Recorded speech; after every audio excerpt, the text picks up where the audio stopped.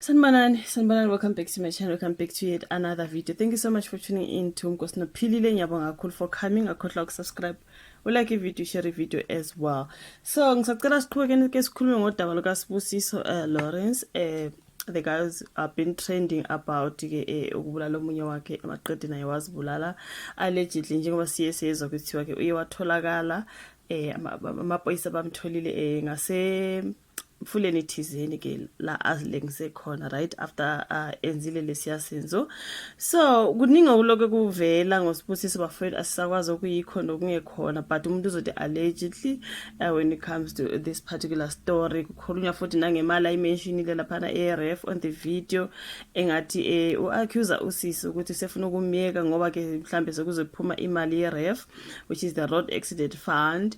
So angazi bafowethu ukuthi ngibona abantu abaningi bekhuluma ngendaba imali yeRef ukuthi mhlambe ngathi laba bobabili ikhona into bayenza when it comes to them getting imali yeRef, and also ukhona ukukhuluma ngokuthi kuthiwa ke uSibusiso ubuvele unomunye umuntu wakhe afuna ukumlobola, even though sibona ubaba wakhe on the video zethola phambili ekhuluma ngokuthi phela bekungena igirlfriend yakhe bekumakoti ngoba wahamba wayemlobola ngezandla zakhe kuthi ubaba wakhe loyana so bekungayena igirlfriend kaSibusiso bekumakoti kaSibusiso olotsholiwe something like that. Kodwa bakhona abathi ukhona umuntu okhuluma ka Facebook ezumakhelwane wazwa mention nokuthi kahle kahle mabethi bayakhuluma ngale ndaba bavele ba inbox bebesajiswa something like that ukuthi bengakhulumi ngalokho abakwaziyo mayelana ngoSibusiso noNtobeko engathi iqiniso lonke alikhulunywa by the family, kodwa abantu mabethi bayakhuluma kuvele kuthiwe ephuma kuyona something like that ukuthi bengazisa abantu. So asazi ukuthi kade ithi indaba ngemali yeRef le kade bezoyithola njengoba ke omunye uthe mayikhuluma wathi yena ke ngathi Sibusiso ukhona umuntu ade vele athandana naye obefuna ukumlobola, so obefuna ukuthi uma ngabe yena noNtobeko bethola le mali kaRef bese yena ke uyamlahla uNtobeko uyolobola lesithandwa sakhe lo ungumama wengane. Khona umuntu ebefuna ukumlobola bese ngiyadideka ngoba phela uthi ubaba lo ubelotsholiwe yeyi kuningi bafethu kuningi. So uzowathola phambili kama clip okuphawule khona ubaba wake kwayena noSibusiso abantu bakhuluma nje ukuthi kade umuntu besafarisha from depression mhlambe nokunye. Ngizolahlela ku screen sami ama post kaSibusiso asolisayo nje ukubonakala ukuthi maybe the guy was actually going through a lot. Okay, so lona ke okuthiwa umakhelwane uthi angithi ukhulumile ngendaba yengane sizwe kukhulunywa ukuthi uthi wondla ingane okungeyene yakhe okay blah blah blah. So wasephawula lo muntu athina lapho uqamba amanga mayithi ingane akusiyo eyakhe lapho siwomakhelwana sikwazi nokuphawula masike sathi sitshela abantu iqiniso onqoba yas inboxer bayasithuka bathi asiphume eindabeni zakubo, bayamphikela nokuthi wamshaya ngemoto. In fact bayalwa so bafuna abangazi bayalwa bafuna ukuthi abangazi bakholwe iloku akushoyo konke nabangani bakhe. Make saphawula bayasi inboxer kahle kahle shuthi siyasatshiswa okusho ukuthi bebe ugaqele bebaningi lo Ref which is the road accident fund imali oyithola mangabe uthola ingozi yemoto. Nakhona ababengaxoxisananga esamshayisa wayethi uyambulala wamubrainwasha ngamalobolo qede kwauye futhi osemgqiqisa enzela ukuthi athole lo Ref. Nakhona unayo intombi yakhe abezoyilobola ayithandayo vele uma wengane ubezobulawa mase kuphume le mali. Namhlanje sekuyisidliso if uSibusiso uyaqala ukuba nentombi ayihlukumezayo. So niyamuzwa mayithi namhlanje sokuthiwa isidliso as if uSibusiso uyaqala ukuba nentombi ayihlukumezayo ayishaya hayi kulungile, of which mekhuluma lapho ngokuthi as if uSibusiso uyaqala ukuba nentombi ayihlukumezayo ikhona sort of like ex ayibhalela ke let me see lawa ngama post akhe ikhona ipost yakhe enye ngithusayo ayiposta ngo2017 wathi yena I will kill a man, and then omunye wathi enye futhi ipost yakhe yango2013 ithi yona I think one day I will kill myself.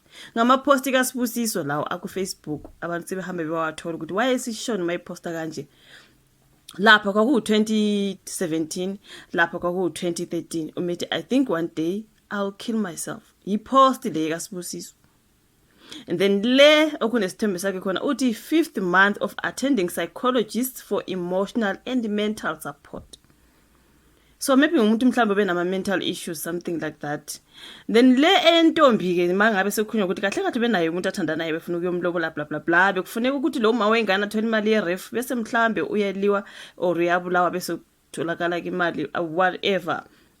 Le ex ithe yona lapho he's my ex ubhuti wayefundisa kwa Nongcoyi, angithi sizwile ukuthi bewuthisha, wayefundisa kwa Nongcoyi primary school, ube nama anger issues, control freak, njalo he is manipulative. Kwase kuba no Paula ethi kahle kahle uphunyuka bemphethe mfethu ukuthi phela waphunyuka zonke lezi indaba zikaSibusiso. And then wa Paula futhi lana wathi kusho lokho yazi I remember one day wangilanda endlini yami ngenkani ngo 2 AM ekseni ngo2 safika kwakhe umfana wazitika ngami ngaphandle kwemvumo yami waqede wathi ngani nje siyathandana, why ngimnqabela ilungelo lakhe lokuthi alale nami, something like that. This is the ex. So you can tell ukuthi kuningi bese kuba ne post laphana bhala uSibusiso, I think I poste abantu bakhe. Let me go to that post.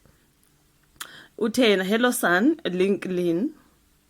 LinkedIn, yes. I named you LinkedIn because you are capable of linking hearts and souls. Next to you is your big sister, Shootingane zakhe zombili, uSisanda. My little sister helped to name her cause we were both happy to have her in the family. I'm writing this just in case I don't make it. So one day you will be able to view this post. Son, always remember being a man is hard, but for your big sister, being a woman is twice as hard. Just know I love both of you equally. You are both forever in my heart. Thank you for making me a father. Forgive me where I failed. I still wish to see a smile on your faces all the time. For all the things you will always have to go through. I'm really sorry ngane zami. Ngiyoba idlozi elihlekini. This is uSibusiso ngo-2020 wayeposte ingane zakhe, and then he said that ungalandela ama-post wakhe wonke ayakhuluma ukushuthi umuntu besafashe mhlambe from depression or mental issues or whatever it is, njengoba ne-ex issue ukuthi wayenjalo kahle kahle nomndeni uzathola ama-video phambili mhlambe mangabona ukuthi mhlambe le izobande kakhulu ngizoposta separately where uSibusiso ngathi nje besazi ukuthi intombazane wahlukana nayo ngoba bahlukana phambi kwethu njengabazali, ngoba phela kahle kahle akuyona intombazane unkosikazi loya ulotsholiwe, wayolotshelwa yimina izandla zami kakhulu kwasala umshado. So mase kuba nezingxabano kwaze kwakhoza ukuthi angithathe athi asihambe siyovela khona noma wakhe kukhulunywa unkosi umakoti kwaseyamala phambi kwethu. Emveni kwaloko babeneyinkinga nje kakhulu, bebeneyinkinga impela nje ezisabekayo kakhulu. Kwayima evuleleka ke umfana ukuthi asixoxelele ukusuka nokuhlala kwendaba ukuthi le ndaba kahle kahle isukaphi. Kushuthi ube umuntu ongakhulumi, wasitshena shingana abayizela ukuthi akusiyona yakhe nje, wasitshena kwakuningi nje. Ilapho ngamxolela khona ngoba umakoti ngangimthanda kakhulu, ngamxolela mase kuqhamuka iside lakhe ethi into ebanga ukuthi angasitsheni ukuthi umakoti wakhe umthanda kakhulu, manje bazi ukuthi izolunga lento. Mase sitshenile thina amahlazo bese singakwamukeli kahle hle ukuze umakoti abuye azoshada kahle isingazilutho, ikona bengasazisi. Ngimazi njengomuntu oquiet phela oziphuzelayo, uma esephuzile nje ukhuluma nje into ayiqonde nje ngqo kodwa engalwi phela nje ukuthi uma esephuzile akanawo amahloni, mangabe engaphuzile unamahloni ngalendlela eyisimanga. Kodwa mase kwaphuza isuke esazi ukuthi uzokhuluma nawe lento apho isuke ikhuluma. Yena bengena umuntu onodlame udumile nasendaweni ukuthi nje hayi umfana ube right nje, nomakhelwane nabangani bangakufakaza lokho. Ugcinene nokumbona mawumbona benjani? Ngimbone right nje izolo, kushuthi ubengifihlela mina ukuthi kuzokwenza, ngizwe ngoba sekwenzeka isigameko, kusho ukuthi izinto ezama symptoms ukuthi ubezozibulala, izinto abezenze ekhaya ephingane lo kaphilo ngisho imoto uphisane ngayo.